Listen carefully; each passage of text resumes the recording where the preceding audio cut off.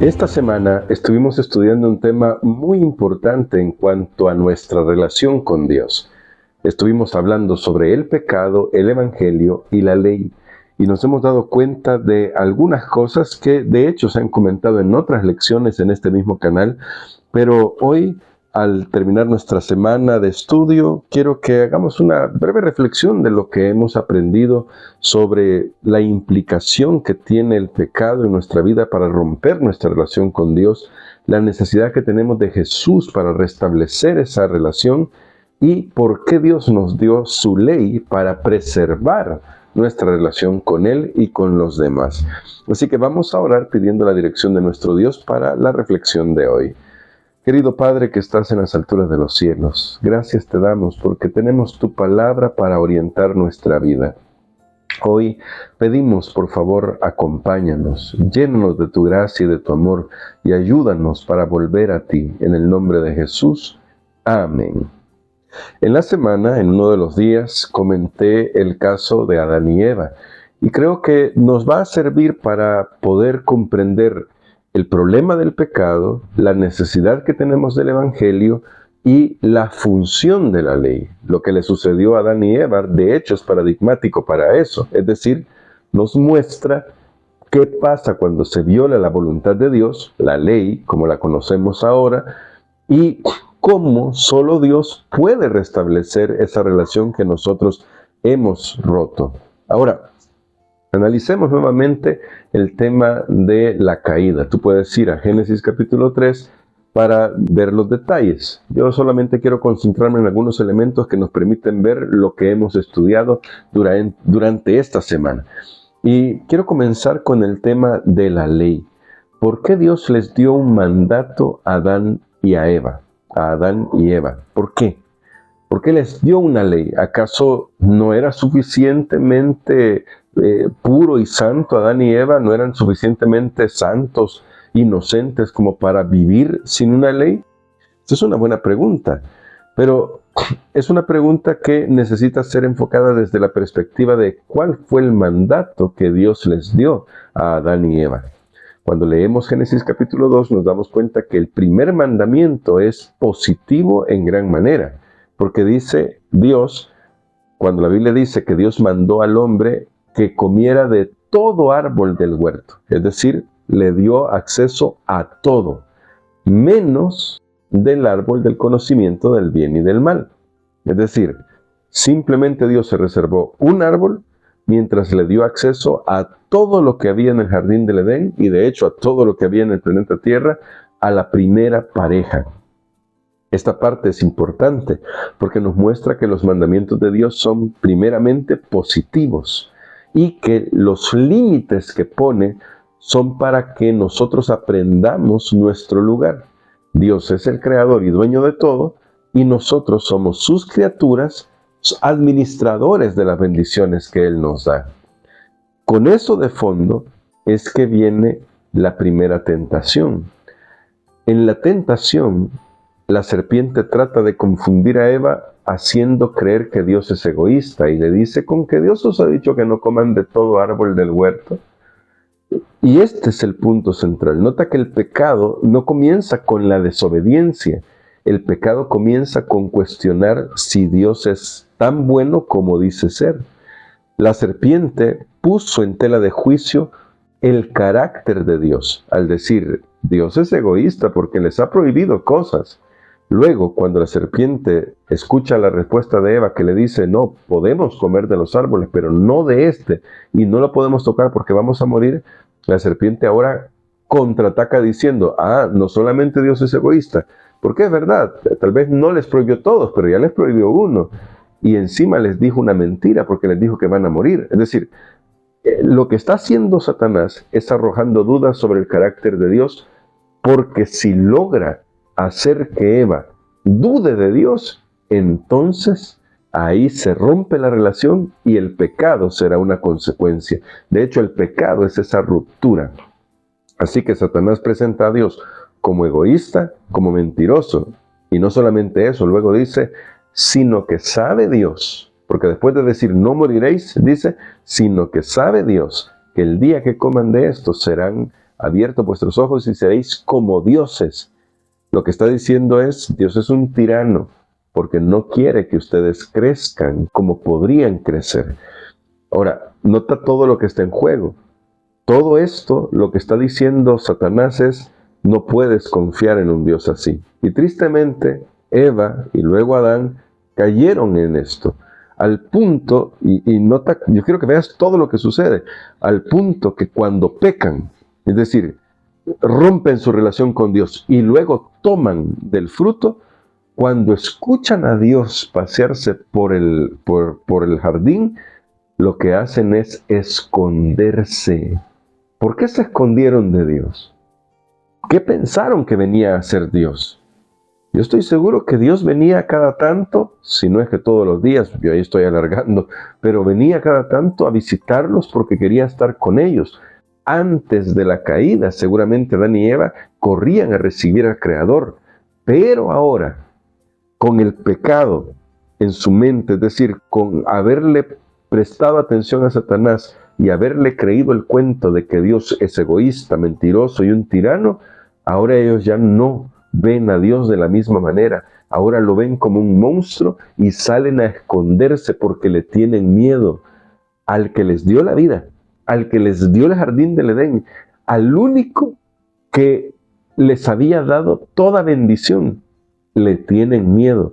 ¿Notan por qué es tan terrible el pecado? Y el pecado se materializa ahora como esa violación al mandamiento de Dios. Comienza con la desconfianza.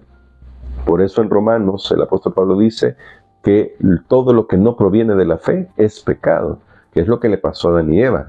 Y eso los llevó, esa desconfianza los llevó a tomar del fruto y violar el único mandamiento que Dios les había dado. ¿Qué es lo que estamos viendo entonces? Que el pecado, sobre todo, es una ruptura en nuestra relación con Dios y con los demás. Porque luego vemos el pleito entre Adán y Eva cuando Adán dice, la mujer que me diste, por ella fue que yo comí. Si no me hubieras dado a esta mujer, eso es lo que está diciendo virtualmente, yo seguiría siendo santo y perfecto, pero por ella yo estoy en este problema ahora.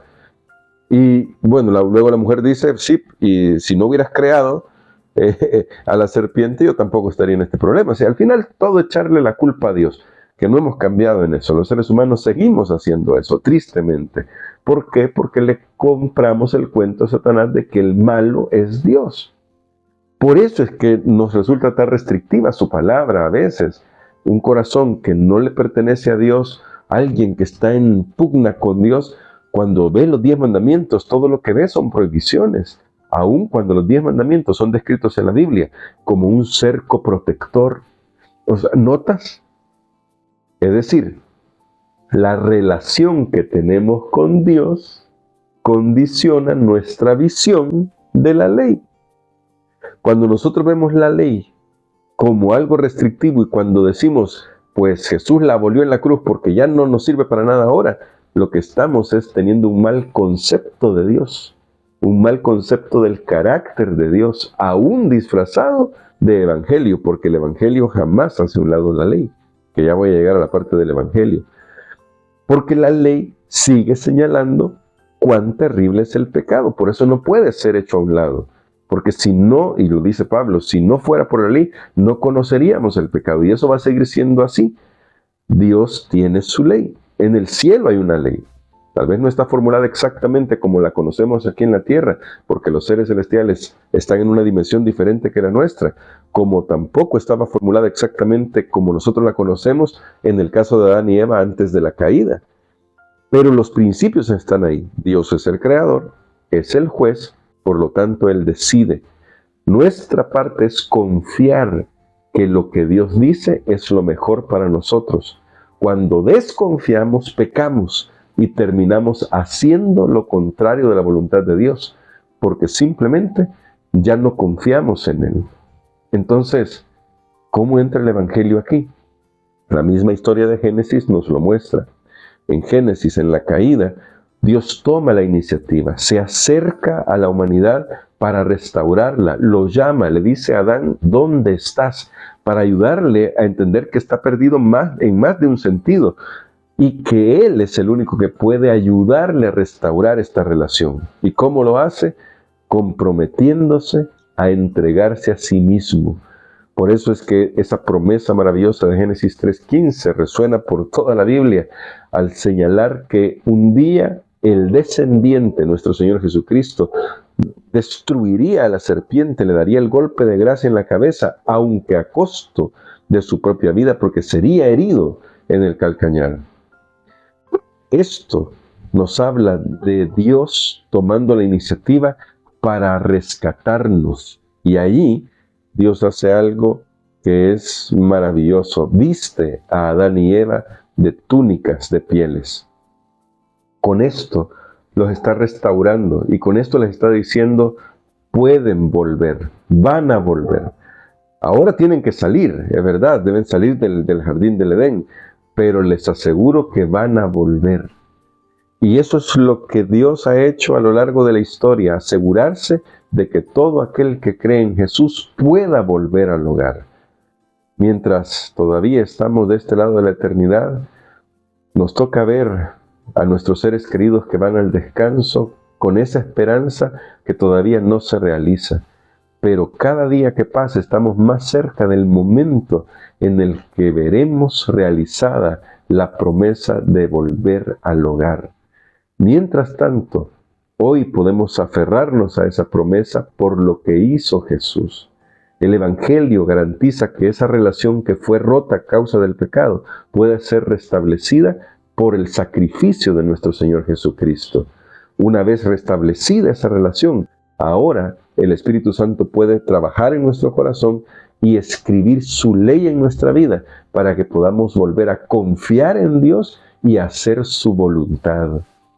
Así que espero que lo que hemos estudiado esta semana nos haya permitido ver que Dios es grande y misericordioso. En su bondad nos ha dejado el Evangelio para que podamos saber que hay un camino de regreso a casa y que en ese camino su ley sigue vigente para mostrarnos cuándo estamos desviando el camino para que por la gracia de Dios y con la ayuda del Espíritu Santo podamos volver.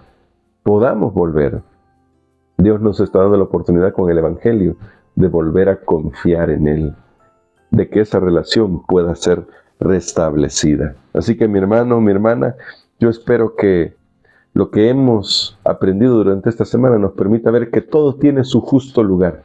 La ley y el Evangelio tienen una razón de ser que nos permite crecer en nuestra relación con Dios, porque nos permite entender cuál es el antídoto real contra el pecado, que es lo que Cristo hizo en nuestro favor. Y una vez aceptado eso en el corazón, nuestra vida debe ser transformada. Hay una cita acá que quiero leer para terminar, que nos habla justamente del gran ideal que Dios quería para el pueblo de Israel y tiene todavía aplicación para nosotros. En Profetas y Reyes, dice Ellen G. White, solamente podía esperar que realizaría el propósito divino si conservaba en su corazón reverencia por la santa palabra de Dios. Fue el aprecio por la ley de Dios lo que dio a Israel fuerza durante el reinado de David y los primeros años del rey Salomón. Fue por la fe en la palabra viviente como se hicieron reformas en los días de Elías y de Josías. Y a esa misma escritura de verdad, la herencia más preciosa de Israel, apelaba Jeremías en sus esfuerzos de reforma. La palabra de Dios nunca ha dejado de ser. Cuando aquí hablamos de la ley de Dios, estamos hablando de la palabra de Dios en su conjunto, porque toda ella nos revela la voluntad de Dios.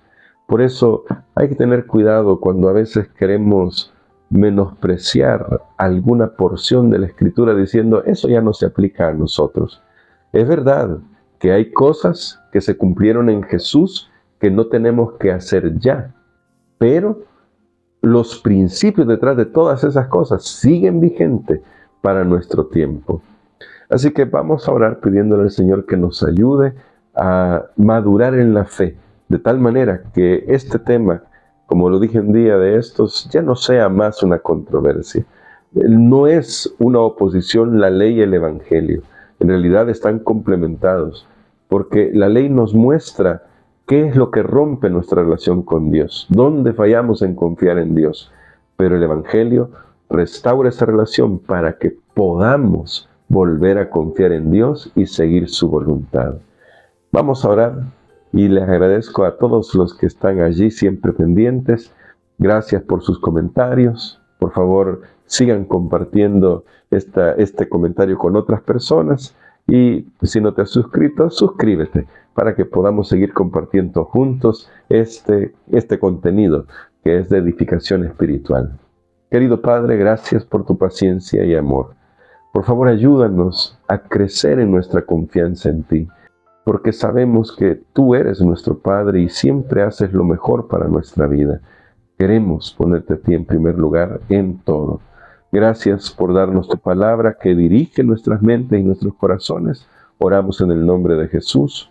Amén.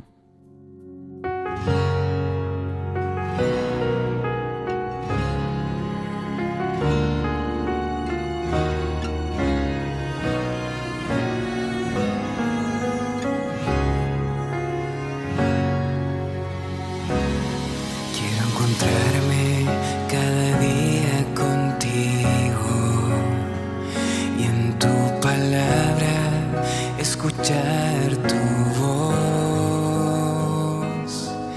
Quiero abrirte el corazón como un amigo y expresarte lo que siento en la oración. Quiero encontrarme